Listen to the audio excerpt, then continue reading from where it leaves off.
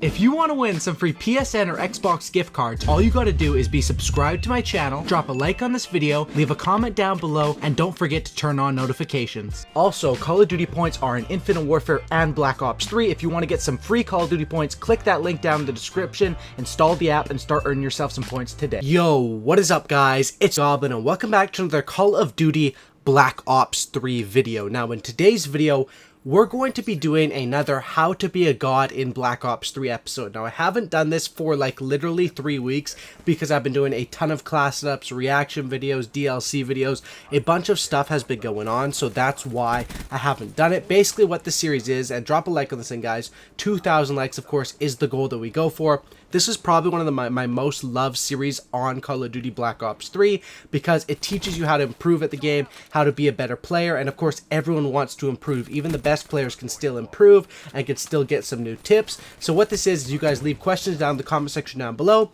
I answer those questions, give him my best tips, and that's basically how it goes. Smack that like button, let's go for 2,000 likes. If I sound like my nose is clogged, it's because I still am sick, but it's no problem to this commentary, so hopefully my voice doesn't sound that much off from what it usually is. Let's get right into this. First question is from Compton, California. That's the guy's name. Yo, Goblin, this might be a bit of a tryhard question, but what specialists do you think go well with certain maps? Example, this specialist goes with small maps, and so on. So this is a very good question, and it's something that I kind of, specialists aren't talked about enough in Black Ops 3. Now, of course, World War II is not going to have specialists, so this is for Black Ops 3, Infinite Warfare, those are the games with specialists, and they're so underrated because it's sort of a new thing that people forget.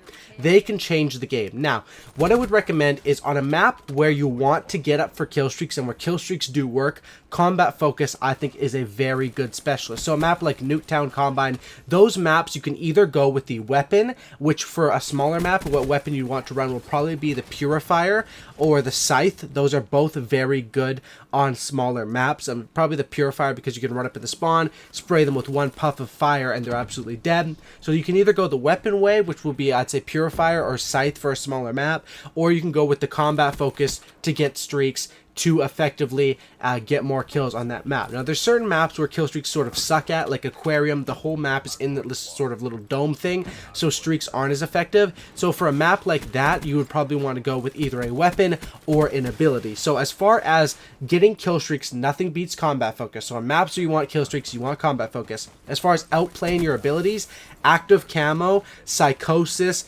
Heatwave. Those are very good ones. So if you want an outplay sort of ability, or if you think you're going to get stuck in the enemy spawn in some tough situations, Active Camo, Heatwave, Glitch, Psychosis can save you from that.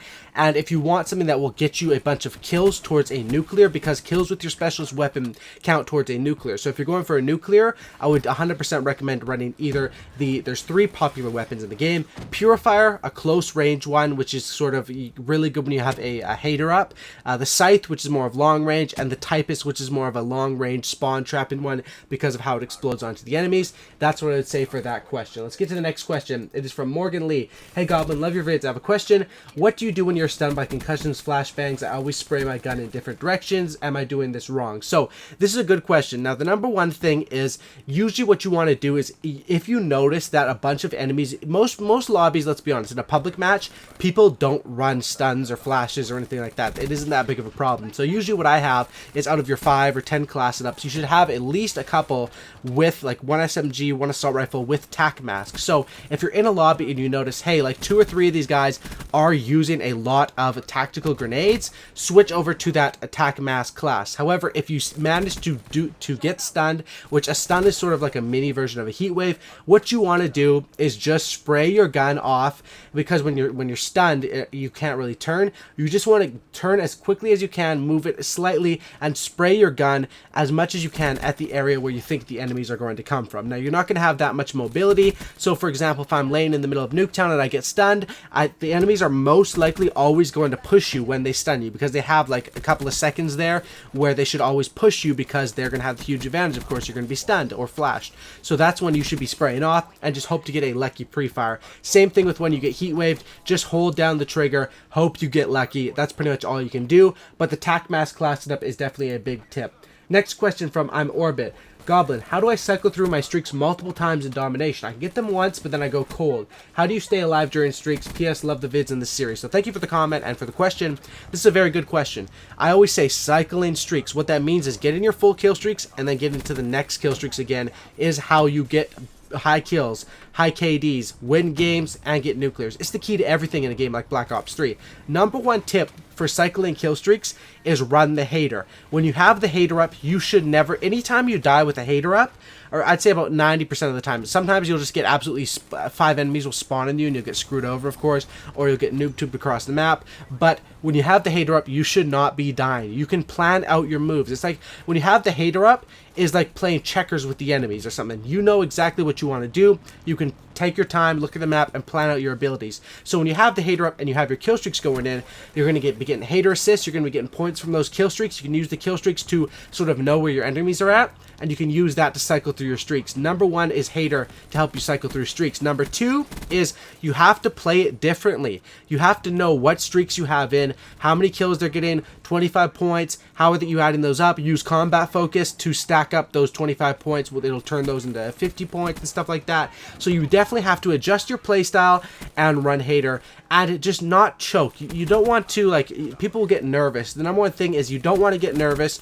but you do want to play it a little bit slower. You want to realize your positioning, realize what you're trying to do here, and complete that mission. Hopefully those tips are kind of vague, but because that's pretty much all I can say, hopefully those tips help you out.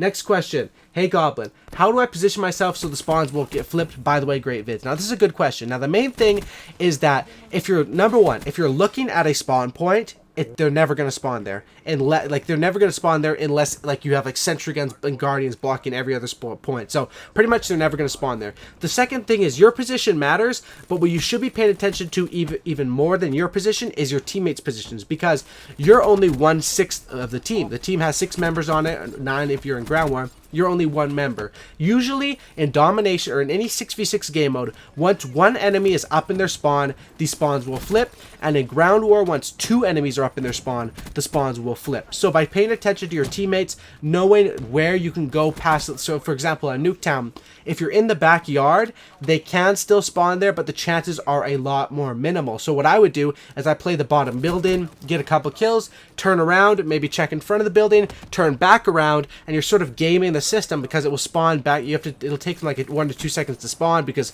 they have to skip the kill cam or watch the kill cam, whatever they're going to do. Of course, most people skip it. So you get kills looking at the backyard, run back towards the middle of the map, then run back quickly, and they'll be spawning again. It's sort of, you just have to know how to game the system, and you'll see the best players know how to do this. Of course, this works most effectively on Nuketown Combine, where the spawns are so damn predictable.